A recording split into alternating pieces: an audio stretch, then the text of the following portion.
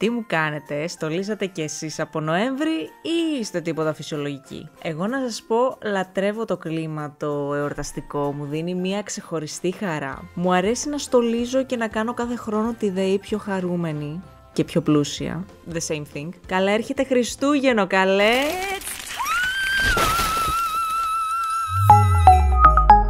Είμαι η Βίκη και ακούς το Μη σου τύχει.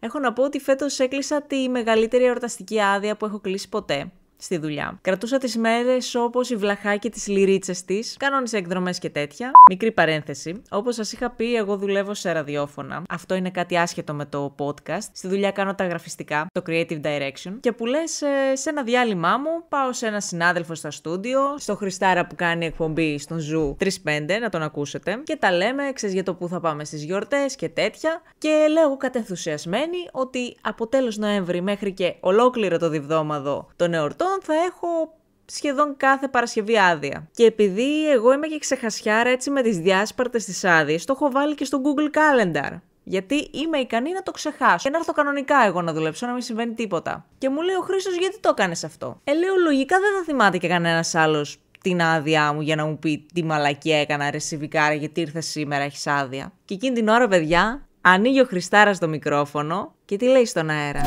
Είμαι στον Ζου 90,8 και στην Ζουμένια και εγώ να ξέρετε, φίλες μου, φίλοι μου, παιδεύομαι λίγο με την κίνηση έτσι στους δρόμους και έχουμε εδώ και την ήρθη φίλη μου η Βίκη γραφίστρια από πάνω και μου λέει ότι δεν θα ξαναέρθει στη δουλειά, θα βάλει όλες τις Παρασκευές άδεια από εδώ και πέρα μέχρι τέλος του έτους. Ωραία. Έτσι αυτά λέει και σηκώνονται τα μαλλιά μου, αφήστε το. Και μου λέει, Βικάρα μου, τώρα δεν θα ξεχάσει κανένα την άδειά σου.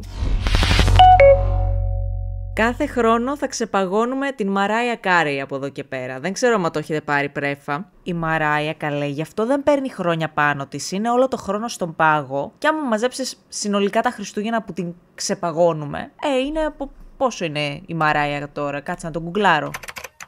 Θα γίνει παράδοση, σαν αυτά τα αστιάκια που δεν γελάει κανένα στο χριστουγεννιάτικο τραπέζι. Κάτι άβολα προπολεμικά αστεία που πέταν συνήθως. Κάτι θείοι που δεν ξέρει κανένας ποιος τους κάλεσε. Και το τραπέζι αποτελείται και από τα 8χρονα ξαδέρφια σου, που αυτός ο θείος δίπλα τους είναι ό,τι πιο αντιπαιδαγωγικό υπάρχει. Και εννοείται ότι βλέπεις και σε κάποια φάση τη μάνα σου να ρίχνει διακριτικές αγκονιές στη γιαγιά σου, που ξέρει καλά όλο το σογομάνι, και να τη ρωτάει ποιος κάλεσε αυτόν τον θείο. Και εννοείται να μην ξέρει ούτε η γιαγιά, γιατί αυτός ο θείος συνήθως έρχεται απρόσκλητος, που δεν είναι κανονικά θείος και απλά τον λέμε θείο για κάποιο λόγο. Και από αυτήν την εισαγωγή θα καταλάβεις πολύ καλά το θέμα του σημερινού επεισοδίου. Θα σας βάλω στο πνεύμα των Χριστουγέννων λίγο πριν κλείσω τη δεύτερη σεζόν και θα επιστρέψω με νέα επεισόδια. Γι' αυτό μείνε συντονισμένο. Και σήμερα θα σας πω fun facts των παιδικών μου Χριστουγέννων. Θα μιλήσουμε για τραπεζώματα, awkward καταστάσεις, όλα αυτά. Και για την προετοιμασία που μου έκανε πρώην μου για να με φέρει σε εορταστικό τραπέζι οικογενειακό.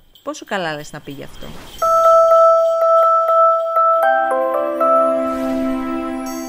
Βγαίνετε κι εσείς από τις 8 το πρωί για κάλαντα μικρή? Ή μόνο εγώ με την παρέα μου βαρούσαμε διπλό ένσημο, υπερορίες και τέτοια? Επίσης, εγώ πρόλαβα κάλαντα με Πασόκ.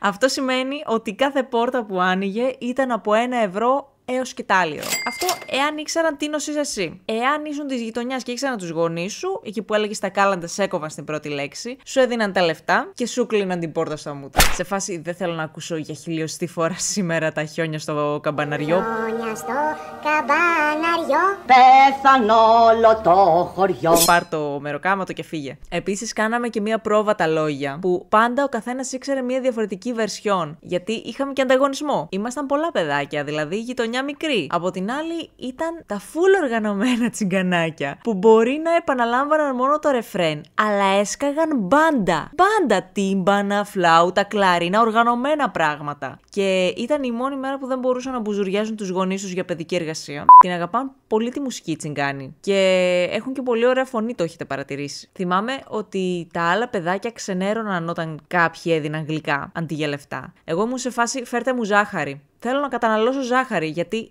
η μάνα μου έκρεβε τις σοκολάδες σπίτι. Και ξέρεις, θέλοντας και μη, κάνω κάποιες συγκρίσεις όταν επιστρέφω πλέον στην πόλη μου για τις γιορτές. Συναντάω αυτές τις γιαγιούλες που μου άνοιγαν την πόρτα στα κάλαντα, αυτές που με κυνηγούσαν να μου τσιμπήσουν τα μάγουλα και με έβλεπαν και έκαναν γούτσι, γούτσι, γούτσι. Αχ, πόσο μεγάλωσες εσύ! Και αγάπες και χαρές και τέτοια. Και όλη η αθώα εικόνα και ανάμνηση γκρεμίζεται. Γιατί με βλέπουν και δεν με αναγνωρίζουν. Κυρίως για δύο λόγους. Αρχικά, γιατί έχουν καταράχτη και 7 βαθμούς μοιοπία.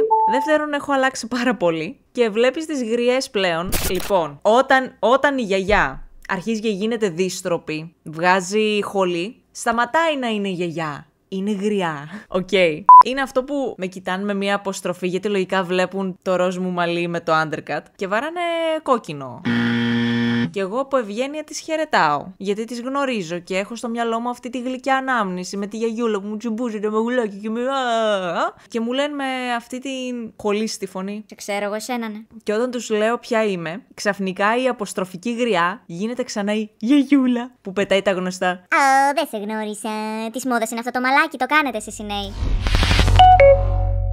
Χριστουγεννιάτικα τραπεζώματα. Θυμάστε που παλιά, πάλι με βαθύ πασόκ, μαζευόντουσαν στα τραπέζια όλα τα σόγια, όλη η γειτονιά. Εγώ το θυμάμαι. Και μαζευόμασταν και κάναμε χαμούλι. Και το σχολούσαν οι δικοί μου πανηγύρι νύχτα. Και όσο μεγαλώνουμε και είμαστε μακριά, όταν επιστρέφουμε για να κάνουμε γιορτές με το σόι, όλοι πρέπει να μάθουν τα νέα μας μαζεμένα. Όχι μόνο σε μένα, φαντάζομαι. Είμαι σίγουρη ότι το έχει ζήσει κι εσύ. Και κάποιες ερωτήσεις είναι και αρκετά αδιάκριτες. Οι μεγάλες ηλικίες, ειδικά, δεν κολώνουνε. Δηλαδή, από μια ηλικία και μετά είναι σαν να παίρνεις αφετήριο. Και μπορείς να ρωτάς ό,τι πιο αδιάκριτο σου ήρθε στο μυαλό. Και απλά τα πετάν έτσι και όποιον πάρει ο χάρος. Εγώ πλέον, εδώ και 3 χρόνια, σίγουρα ακούω την εξής ερώτηση από τη δικιά μου τη γιαγιά, που επίσης εντάξει δεν τρέπεται, γιατί είμαι δικό της παιδί, δεν θα την έκανε την ερώτηση αυτή στον οποιοδήποτε. Μου λέει, κάνα παλικάρι παίζει. Τι να της πεις τώρα. Άσε. Επειδή είναι και η γιαγιά, ας πω καλύτερα ότι θα μείνω στο ράφι. Και είναι αστείο το γεγονός ότι από το πρόσεχε μη σε αποπλανήσει κανένα αγοράκι, είσαι και μικρή, που μου το έλεγε πέρσι μου το έλεγε αυτό, πέρασε στο. Πότε θα παντρευτείς, μεγάλωσες. Και κάθε φορά που πάω ακούω από συγγενείς, άντε, ήρθε η σειρά σου. Ρίζια στο κεφαλάκι σου. Πώς το λένε αυτό, είναι. Το λένε και σε γάμους, αλλά χέστηκαν. Το λένε και εκτός γάμου. Ναι, λέω, ήρθε η σειρά μου να πάω να πάρω μελομακάρονο. Χάρηκα που σας είδα. Σε κάτι τέτοιες περιπτώσεις εξασκώ την τεχνική μου να αλλάζω θέμα και να ξεφανίζομαι. Μάθε τέχνη κι άστινε, λένε. Εγώ έμαθα αυτή την τέχνη. Επίσης, την τελευταία φορά που πήγα για τις γιορτές στην πόλη μου, και νομίζω ότι η πρώτη φορά το αναφέρω, εγώ είμαι από την Ορεστιάδα. Μου έχουν πει και την Ορεστιάδα πια, τη λίμνη στην Καστοριά, όχι, λέω από την άλλη μεριά. Η οποία έχει ένα, μπορείς να πεις και αξιοθέατο, που αποτελεί σημείο συνάντησης. Είναι ένα φωτοβολταϊκό σε σχήμα πράσου πάνω στην πλατεία. Και όποιος νομίζει ότι υπερβάλλω, ας το γκουγκλάρει, είναι όντως μοιάζει σαν πράσο. Νομίζω τα προπέρσινα Χριστούγεννα ο Δήμος είπε να στολίσει λίγο πιο extra. Οπότε τοποθέτησε μια μεγάλη επιγραφή, διακοσμημένη με φωτάκια και γυρλάντες, δίπλα στο πράσο. Η οποία, εάν τη διάβαζες γρήγορα, θα διάβαζες I love Ορεστιάδα. Αλλά στη θέση της καρδιάς είχαν βάλει ένα ρολόι που με λίγη φαντασία μετρούσε αντίστροφα λογικά μέχρι το νέο έτος. Αυτό πρέπει να ήταν το κόνσεπτ. Αυτό το στολίδι λοιπόν γεμάτο νόημα, είπα να το αφήσουν εκεί να κάνει Χριστούγεννο όλο το χρόνο. Νομίζω ότι τώρα αντικαταστάθηκε με ένα κανονικό I love. Γιατί κάποιος λογικά πέταξε σε κάποια φάση, ρε εσείς, μήπως πρέπει να ξεστολίσουμε κάποια στιγμή. Και γιατί γράφει I clock Ορεστιάδα. Επίσης κάθε χρόνο έχουν κάποια Xmas markets πάνω στην πλατεία με μελομακάρονα. Διάφορα μικροπράγματα τέλος πάντων, και πρόσθεσαν και το σπίτι του Άι Βασίλη. Με έναν τυπά ντυμένο Άι Βασίλη. Όμως, την πρώτη φορά που τον πέτυχα, έκανε βόλτες πάνω στην πλατεία, χαιρετώντας τα τρίχρονα με ένα τσιγάρο στο χέρι. Οκ. Είμαι σίγουρη ότι κάτω από τη στολή κρυβόταν κάποιος συμμαθητής μου από το ΕΠΑΛ. Φαντάζομαι να κάθονται τα παιδάκια στο πόδια του και να του λένε τι θέλουν για τα Χριστούγεννα. Και να τους λέει αυτός που είναι ήδη έχει γίνει. Εγώ θα σου πω τι θες. Κράτα αυτό. Και σιγά σιγά έχεις και την Μπάρμπι και το σπίτι της και όλη της την πρίκα. Ήρθε αυτή η ώρα, ξέρω περίμενες κάνα 7 λεπτό να μιλήσω για πρώην, αλλά άκουγες για γριές και γιο βασιλίδες που κερνάνε παφίδια σε παιδάκια. Όμως τι πιο awkward από τραπέζι με σόι. Τραπέζι με γονείς σχέσεις.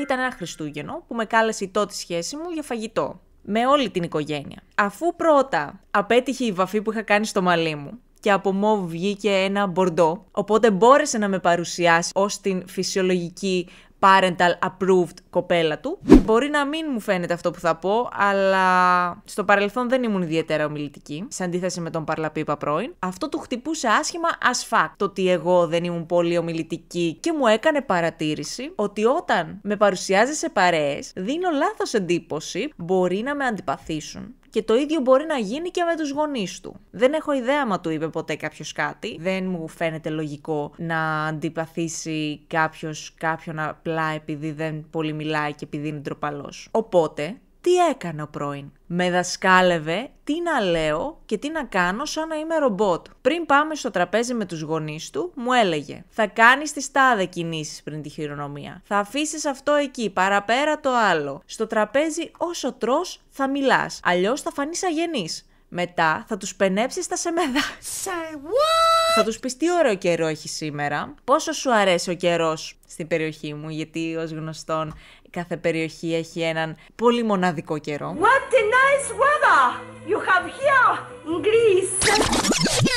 Όπα. Και αν ρίχνει καρέκλες τι θα πω, του λέω εγώ. Θα πεις ότι σου αρέσει η βροχή. Μετά θα πεις πόσο σου αρέσει το χωριό μου και ότι θα ήθελες στο μέλλον να μείνεις εδώ πέρα. Όπα! Δεν το γαμάμε λίγο το πράγμα. Μαλώναμε σαν τα γατιά στον ακάλυπτο, γιατί όλα αυτά ήταν κόντρα στον δικό μου τον χαρακτήρα και μου κατέβαζε τόμους ψυχολογίας για να μου δώσει επιχειρήματα με βάση την επιστήμη ότι όλο αυτό είναι ok και ότι εγώ είμαι η αφύσικη ντροπαλή. Τι χειρισμός είναι αυτός, ρε μαλάκ. Και τέλος πάντων, δεν ήθελα να πάω με άδεια χέρια πρώτη φορά στο σπίτι των ανθρώπων, οπότε είπα να φέρω γλυκά. Και μου έβαλε χέρι και στα γλυκά. Πάμε σε ένα ζαχαροπλαστείο, παίρνω εγώ κάτι παστάκια, τα βλέπει, μου λέει μόνο αυτά θα φέρεις. Και γυρνάει στην πολίτρια με δική του πρωτοβουλία και λέει βάλε και μισό κιλό από αυτά. Πάμε να φύγουμε, λίγα μου φαίνονται μου λέει. Δεν παίρνεις και κανένα κρασί? Εγώ να φορτώνω. Αλλά λέω κρατήσου Βίκη, οι μέρες που είναι. Κρατήσου. Παίρνω και κρασί. Φτάνουμε. Οι άνθρωποι ευγενέστατοι και φιλόξενοι πραγματικά. Όλη αυτή η υπερβολή ξεκάθαρα δεν θα τους έδειχνε την πραγματική Βίκη. Θα τους έδειχνε τον γιο τους σε γυναίκα. Και καθόμαστε για φαγητό και εγώ όταν τρώω δεν μπορώ να φλιαρώ. Εκείνη την ώρα τρώω. Είμαι με το μαλλομακάρο στο στόμα. Τι, εκείνη την ώρα πρέπει να τα πω όλα ρε μαλάκα, δηλαδή να είμαι εγώ μπουκωμένη και να έχω τον άλλον από δίπλα μου να μου κάνει νόημα και να μου ψιθυρίζει. Πες για τον καιρό! Ωραίο καιρό έχει σήμερα. Αχριασιά. Περνάει το Χριστούγεννο. Με καλή και πρωτοχρονιά για φαγητό με την οικογένεια. Σημειωτέων ότι εγώ έχω γιορτή την πρωτοχρονιά. Πριν πάμε στο σπίτι του, λέω κάτσε να πάρω παστούλες που θέλω. Πάμε πάλι στο ίδιο μαγαζί. Λέω εγώ στην ίδια πολίτρια που πετύχαμε ποιες πάστες θέλω για να κεράσω για τη γιορτή μου. Και γυρνάει και λέει ο άλλος φαίνεται πολύ λίγο σαν κίνηση να φέρεις πάστες. Εγώ λέω να φέρεις τούρτα. Γαμό. Χρονιάρες μέρες Βίκη, μη σκάζεις τώρα, μη σκάσεις, κρατήσου. Ας το για το βράδυ να σκάζει μαζί με τα πυροτεχνήματα τουλάχιστον. Τούρτα, why not? Διαλέγω γεύση, την πακετάρει πολίτρια. Από πίσω μας ουρά τώρα, κάνε εικόνα. Πετάγεται ο άλλος πάλι σαν την πόρδη. Στον μπαμπά μου δεν άρεσε αυτή η σοκολάτα. Παιδιά, γύρισα και τον κοίταξα με τέτοιο βλέμμα. Οι πολίτριες πάγωσαν. Σταμάτησαν ό,τι έκαναν. Και γυρνάω και του λέω μέσα στο μαγαζί: τι θες αγάπη μου, μήπως θες να διαλέξεις εσύ και το κέρασμα που θα βγάλω για τη δική μου τη γιορτή? Και λέει: εγώ απλά λέω ότι μπορεί να το πάρεις στραβά εάν φέρεις αυτή τη γεύση. Κατά τα άλλα εσύ αποφασίζεις. Άκου τώρα τι είπε το άτομο. Και αυτός ήταν ο τρόπος του για να περνάει το δικό του γενικά. Πλέον όχι, αν μου έλεγε κάποιος δεν θα σε συμπαθήσουν λόγω των γλυκών που θα φέρεις, θα έλεγα μη με συμπαθήσουν άμα δεν με συμπαθήσουν από την τούρτα και από το γλυκό. Δηλαδή, λάθη. Θα πω μακριά, παιδιά. Άμα έχεις τέτοιον άνθρωπο δίπλα σου, άνδρα ή γυναίκα, όχι δεν τα κάνουν μόνο οι άντρες, θα σου ρουφήξει κάθε στοιχείο του χαρακτήρα σου. Δεν θα μείνει ίχνος προσωπικότητας. Πριν κλείσω αυτό το επεισόδιο, έχω να σου πω ότι μπορείς να βρεις 2 από τα αγαπημένα μου κωμικά podcast στην καρτέλα περισσότερα σαν αυτό, στο Μη Σου Τύχει στο Spotify. Έτσι για να σου κρατήσουν συντροφιά όπως κρατάνε και αυτά σε μένα και με κάνουν να γελάω. Κάπου εδώ η δεύτερη μου σεζόν φτάνει στο τέλος της. Σας ευχαριστώ θερμά για τη στήριξη και τα μηνύματά σας. Επανέρχομαι με νέα επεισόδια από τη δεύτερη εβδομάδα του Ιανουαρίου. Να κάνω κι εγώ τις διακοπούλες μου, να γεμίσω μπαταρίες, νέες ιστορίες, εκδρομές, μελομακάρονα, πολλά μελομακάρονα. Να περάσετε κι εσείς φανταστικά και τα λέμε πάλι από το νέο έτος. Μέχρι τότε να προσέχετε, μη σας τύχει.